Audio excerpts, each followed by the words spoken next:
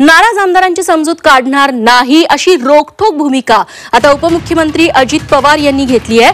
कुणाचा रुसवा काढून समजूत काढणार नाही असंही अजित पवार म्हणाले।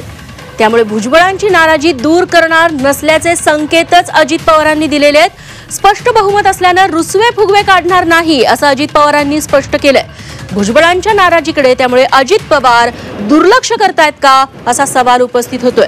छगन भुजबळांच्या बंडाला राष्ट्रवादीत किंमत नाहीये असंच दिसतंय। राज्यात महायुतीला 237 आमदारांचं स्पष्ट बहुमत आहे। त्यामुळे आता आमदार रुसला फुगवा काढून समजूत काढावं असं काहीच करावं लागणार नाही अशा शब्दात छगन भुजबळ यांच्यासह इतर नाराज आमदारांना उपमुख्यमंत्री अजित पवार यांनी थेट सुनावलंय।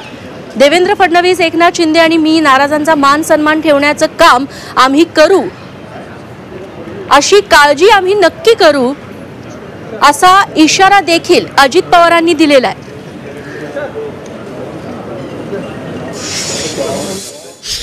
या 5 वर्षाच्या काळात स्थिर सरकार आहे।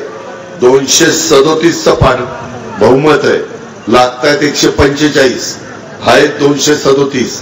त्याच्यामुळं हा रुसला हा फुगला त्याला त्या ठिकाणी